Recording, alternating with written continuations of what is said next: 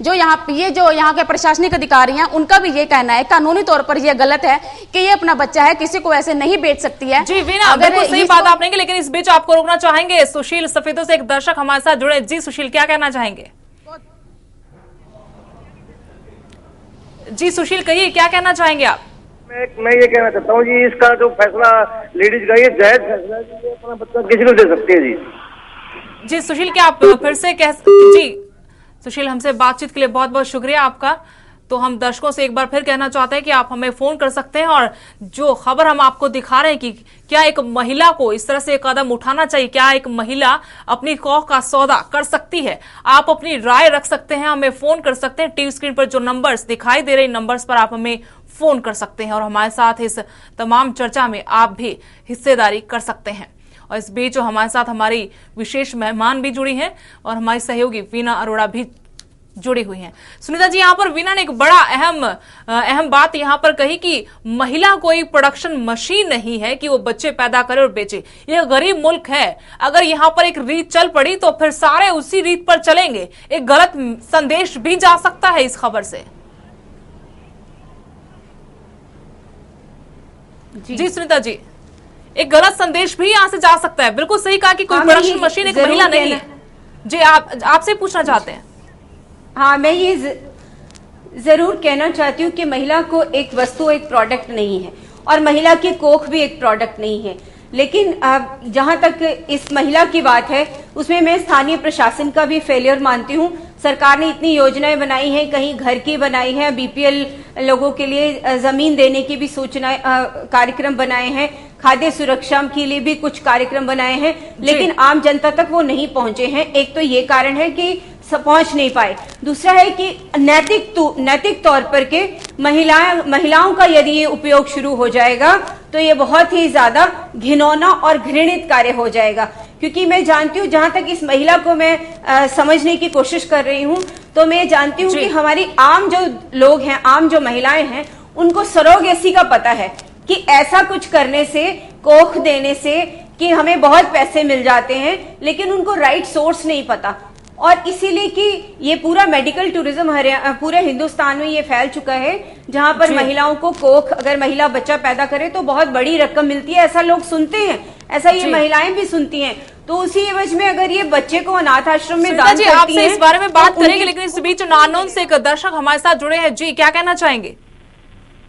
Madam, मैं कहना चाहता हूँ, जो गरीब आदमी होते हैं। जी सुरेश जी बोलिए।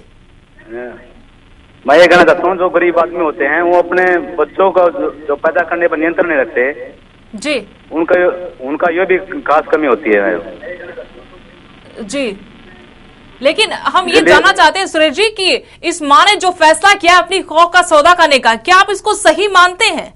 चाहे तमाम तरह की मुश्किलें हो, गरीबी हो, ये सही नहीं है जी। क्योंकि माएँ अपने बच्चों के लिए बहुत सी मुसीबतें उठाकर बच्चे पैदा करती हैं, उनका पालन पोषण करती हैं जी, लेकिन बच्चे को स्त्रियां देना वो हिसाब माँ के लिए सही नहीं है। जी, हमसे बातचीत के लिए, अपनी राय रखने के लिए बहुत बहुत शुक्रिया सुरेश आपका।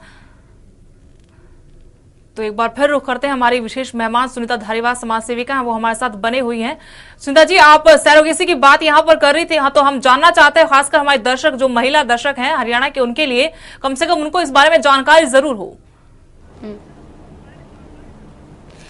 जैसे अभी भाई जो फोन पर हमसे बात कर रहे थे जी, तो उन्होंने कहा, जो भी बात की उसका मैं जवाब दे देती हूँ कि हमने आज तक ये तो सुना है कि माँ ने खुद को बेच दिया बच्चे के लिए, लेकिन माँ ने बच्चा बेच दिया, ये बहुत बड़ी घृणित सा कार्य है। ये समाज के लिए बहुत शर्मनाक, निंदनीय बात है। और जहाँ तक ये बात है कि जहाँ औरतों ने ये सुना है कि सरोगेसी कोई नाम आपको रोकना चाहेंगे फिर से इस बीच बहादुरगढ़ से गीता एक दर्शक हमारे साथ जुड़ी है। जी गीता जी, क्या कहना चाहेंगी? हाँ जी गीता जी बोलिए, क्या कहना चाहेंगे? ये इसमें दिखा रखा है कि एक महिला अपनी कोख बेच रही है जी, ये बहुत ही मतलब महिलाओं के लिए बहुत ही दुखदायी बात है जी। तो मतलब ये क्यों बेच रही है? इस कारण बेच रही है, कितनी महंगाई है, और ये जो बीपीएल कार्ड है जिन तो तुम्हारे पहुंच नहीं पाता, और महंगाई से इसलिए उसने ये कदम उठाया। लेकिन महंगाई के चलते क्या माँ की ममता इतनी कमजोर पड़ जाती है गीता जी कि वो इस तरह कदम उठाए? क्या पता उसके क्या मजबूरी है कि वो 3 बच्चे हो रहे हैं तो उसके पेट में वो नहीं पाल सकती, तो उसने ऐसा कदम उठाया। लेकिन सरकार को ये नीति अपनानी चाहिए, वही उसने ये कदम उठाया। जी गीता जी, हमसे बातचीत के लिए बहुत बहुत शुक्रिया आपका। तो आप भी हमें फोन कर सकते हैं और अपनी राय रख सकते हैं कि क्या ये सही है जो इस महिला ने कदम उठाया, अपनी अजन्मी संतान की बोली यहां पर लगा दी और इश्तिहार तक अखबार में छपवा दिया कि मैं अपना अजन्मा बच्चा बेचना चाहती हूं और आप इस फोन नंबर पर मुझसे संपर्क कर सकते हैं और कीमत आप लगा सकते हैं। और इस बीच जींद से अशोक एक दर्शक हमारे साथ जुड़े हैं। जी अशोक, क्या कहना चाहेंगे? जी अशोक कहिए। लगता है अशोक से हमारा संपर्क जो है टूट गया है, तो आप भी अपनी राय रख सकते हैं। जो फोन नंबर्स आपको दिखाई दे रहे हैं टीवी स्क्रीन पर, इन फोन नंबर्स पर आप हमें फोन कर सकते हैं, अपनी राय आप हमारे साथ रख सकते हैं। और जींद से अशोक एक बार फिर हमारे साथ फोन आने पर है। जी अशोक, क्या कहना चाहेंगे? जी, मैं ये कहना चाहता हूँ, आप ऐसी न्यूज ही क्यों दिखाते हो? वो तो ठीक है, उन्होंने गलत किया है ऐसा अखबार में इश्तिहार देकर, लेकिन आप जो ऐसी न्यूज ही दिखा रहे हो, इनसे तो आगे और भी ज्यादा बढ़ावा होगा ना इन बातों को। नहीं अशोक, देखिए अगर अखबार में इश्तिहार दिया है, ये मामला उठा है, हर तमाम अखबारों में और टीवी चैनल्स पे खबर आई, हम यही मुद्दा उठाना चाहते हैं कि इस तरह की अगर उस महिला ने कदम उठाया, कोई ना कोई वजह होगी। और ये हरियाणा जैसी संस्कृति में, राज्य में इस तरह की खबर क्यों आई, क्यों ऐसे हालात बने, और इस पर रोक लगनी चाहिए। कानूनन ये जुर्म है, लेकिन हम आप जैसे लोगों की भी राय जानना चाहते हैं यहाँ पर। हाँ, वो तो ठीक आप जो कह रहे हो, लेकिन आज तक जितनी भी चीजें न्यूज में आई है, आप रेप के बारे में ले लो, आप जितनी भी न्यूज पे दिखाते हो वो और भी ज्यादा होती है, कम नहीं होती। और जितना आप इसको न्यूज पे दिखाओगे और ज्यादा बढ़ेगा, कम नहीं होगा कभी भी। अशोक, ऐसा नहीं कि उसे बढ़ावा होता, लेकिन जागरूकता यहाँ पर जरूर आती है और रेप दिखाने से रेप बढ़ते नहीं है। हमें लगता है कि वहां पर जागरूकता आती है, लोग बढ़ चढ़कर अपनी बात रखते हैं, अपना हक आगे लेकर आते हैं और तमाम तरह की जो आगे मामले आते हैं वो इसी वजह से जागरूकता आती है। लोग निडर होकर अपनी बात रखते हैं, महिलाएं, लड़कियां हिम्मत दिखाती हैं, एफआईआर तक अब करवाने लगी हैं। और शुक्रिया हमसे बातचीत के लिए। और हमारा मकसद ये है कि जो कौख का सौदा करने ये महिला सामने आई है, इसकी मजबूरी क्या रही और क्या ये ठीक है? हम भी सवाल करें, क्या ये ठीक है और क्यों इस महिला ने ऐसा कदम उठाया? क्या इतनी मजबूरी थी इस महिला की कि इसको अपनी ही कौख का, अजन्मी संतान का सौदा तक करना पड़ा? और ये कहां तक ठीक है? और एक बार फिर रुक करते हैं हमारी मेहमान सुनीता धारीवाल का। सुनीता जी, बिल्कुल यहाँ पर एक सवाल जरूर उठता है कि मीडिया में जो चीज दिखाई जाती है उसका कहीं दूसरा नकारात्मक प्रभाव न पड़े। ये सवाल अपने जहन में भी था, पहले हमने बात की थी। यही एक बार फिर मैं आपसे पूछना चाहती हूँ कि इस तरह का क्यों कदम उठाया और क्या इसका असर पड़ेगा हमारे सामाजिक पहलू पर? देखिए, आज यदि हम ये बात करने के लिए बैठे हैं तो इसका मकसद ये है कि ये सारी दुनिया जाने कि ये ह्यूमन ट्रैफिकिंग है। एक बच्चे को बेचना अपराध है, उसकी सजा हो सकती है।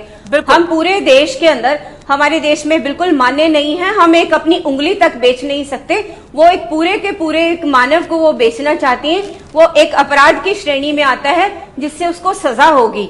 और सरकार इसके ऊपर मामला संज्ञान में लेते हुए जो धारा इसके ऊपर लगती है उसमें उसको जो है पनिशमेंट जरूरी है, क्योंकि जब पनिशमेंट नहीं होगी तो ये संदेश जो है वो दूर तक चला जाएगा कि ऐसे काम और ऐसे सोचने पर भी पनिशमेंट होती है।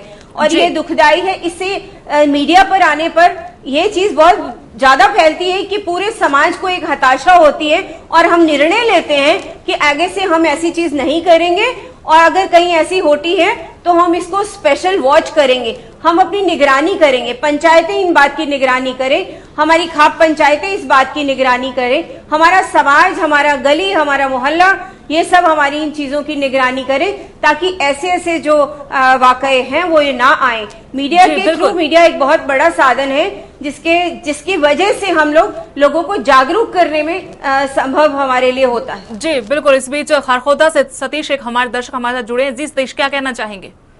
हाँ जी, मैं ये कहना चाह रहा हूँ, जो इस औरत ने किया ना जी कौख का सौदा, जी ये इन्होंने बहुत ही गलत किया। ये जी ऐसा हमारा समाज है ना, ये इसको मानता नहीं है। वैसे अगर इसने किसी की मदद करनी हो ना, जी, इसके पास कोई बच्चा नहीं है, तो उसको तो ये देते अच्छा लगता है। अगर ये इसका सौदा कर रही है ना, ये तो बिल्कुल ही गलत है। जी बिल्कुल सतीश, हमसे बातचीत के लिए बहुत बहुत शुक्रिया। यहाँ पर यही सवाल हम उठाने की गरीबी क्या है, अपने एक अजन्मे बच्चे का सौदा कर दूर हो जाएगी, तमाम तरह की उलझने होंगी, परेशानियां होंगी, मजबूरियां होंगी, लेकिन क्या अपनी कौख का सौदा करना एक माँ के लिए सही है? तमाम तरह के सवाल हैं। क्या ऐसे हालात थे, क्या सच में ही ऐसे हालात थे इस महिला के कि उसको ऐसा कदम उठाना पड़ा?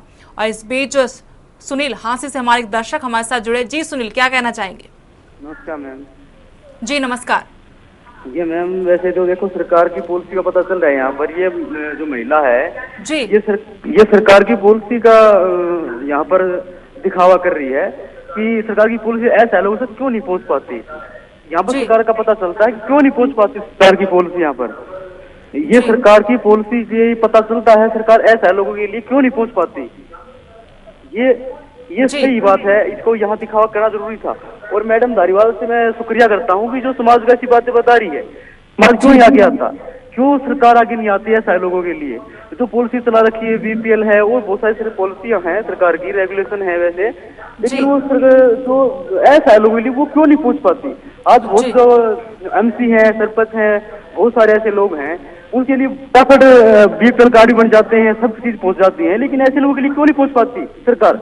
जी एक बहुत बड़ी यहाँ पर शो किया है इस महिला ने भी, यहाँ पर सरकार की पॉलिसी क्यों नहीं पहुंची। जी बिल्कुल, यहाँ पर बड़ी सही बात आपने कही सुनील, और हमसे बातचीत के लिए बहुत बहुत शुक्रिया आपका। तो तमाम तरह के सवाल यहाँ पर उठे हैं, हर तरह की राय यहाँ पर लोगों की हमें मिल रही है, लोग प्रतिक्रियाएं यहाँ पर दे रहे हैं कि क्या एक माँ ने सही कदम उठाया इस तरह से अपनी ही कौख का सौदा कर। तो सवाल उठना लाजमी है कि हरियाणा जैसे राज्य में अगर कोई माँ अपनी कौख का सौदा करने आई है सामने, तो क्यों ऐसे हालात बने? क्या सच में ऐसी मजबूरी थी? अगर ऐसी मजबूरी थी, गरीबी थी, तो फिर आसपास के लोग, सामाजिक संस्थाएं, सरकार, प्रशासन क्यों नहीं मदद को आगे आया? और क्या ऐसे समाज में ये संदेश जाएगा इस तरह के कदम उठाने का? और इस बीच बहादुरगढ़ से प्रवीण, एक दर्शक हमारे साथ जुड़े हैं। जी प्रवीण। मैडम ये जो ऐसी माँ होती है वे कभी भी ऐसा कदम नहीं उठाना चाहती।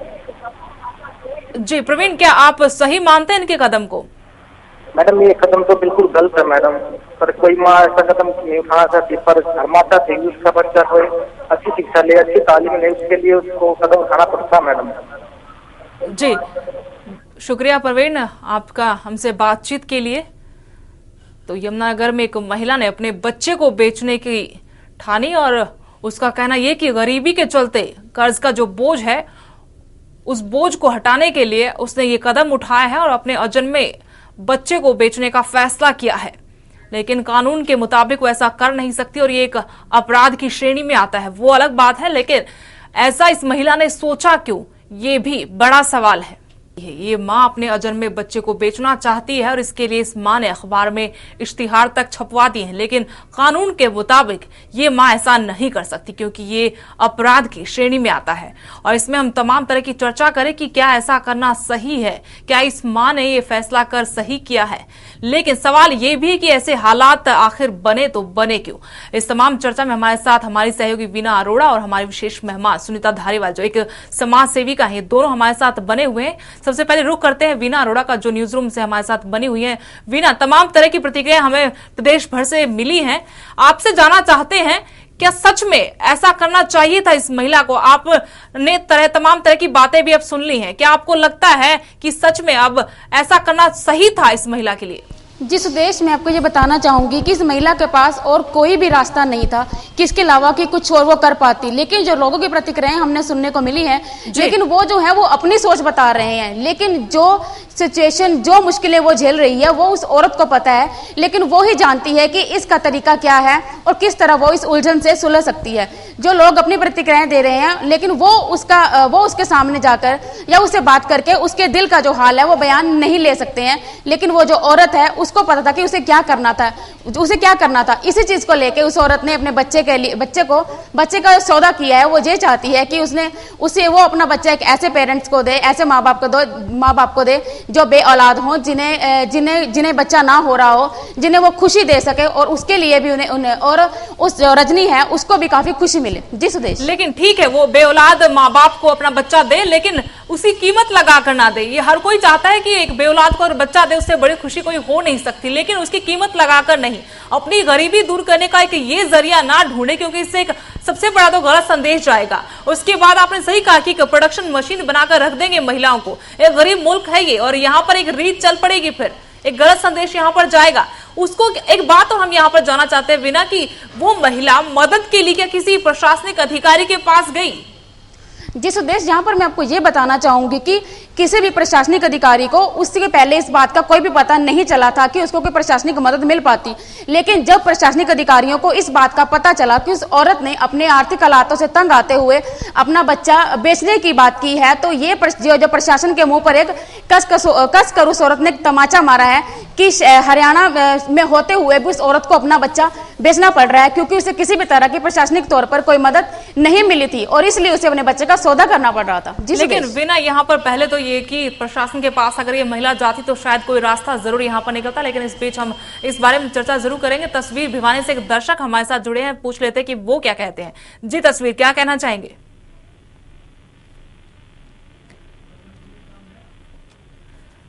जी तस्वीर, क्या कहना चाहेंगे?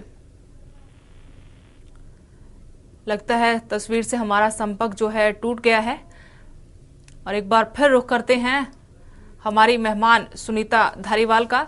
सुनीता जी, यहाँ पर बिल्कुल सही बात है। मुझे लगता है इस महिला ने बिना सोचे समझे ये फैसला किया है और अनजाने में ये फैसला हो गया है, अनजाने में कदम इसने उठाया। अगर महिला को यहाँ पर ज्ञान होता कि प्रशासनिक मदद यहाँ पर ली जा सकती है, आस पड़ोस से मदद की गुहार लगाती, तो शायद ये कदम ना उठाया जाता। जी, इसमें सुदेश स्थानीय प्रशासन की यदि मैं बात करूं तो प्रशासन के पास दिन में कितनी ही ऐसे फरियादी हैं वो जो आते हैं, लेकिन समय की कमी होने के बाद वो सारे फरियादियों को शायद नहीं सुन पाते। उसमें हमारे जो लोग प्रतिनिधि हैं, चाहे वो म्युनिसिपल काउंसिलर हैं, चाहे वो हमारे पंच हैं, उन लोगों की जिम्मेदारी बनती है, क्योंकि उनके लिए बहुत छोटा नेटवर्क होता है, कि वो ऐसी स्थितियों पर नजर रखें और जो सरकार की योजनाएं हैं वो उन तक वो पहुंचाएं। और उनकी एक जिम्मेदारी बनती है, क्योंकि जब आप चुन करके आते हैं तो आप उस क्षेत्र का पिता बन जाते हैं, जिसकी छत्र छाया में आपने उन सबका देखरेख करना होता है। तो प्रशासन तक ले जाना भी उनका काम है, तो उनकी नॉलेज में ये होना चाहिए था। जितनी योजनाएं हैं, आप फिर बीच में जहां तक योजनाओं की नहीं पता होता है और सरकार से लोग डरते हैं। कई जगह तो मैंने देखा है कि एसडीएम तक जाने के लिए भी उनको बहुत डर लगता है कि हम इतने बड़े अफसर से कैसे मिलेंगे।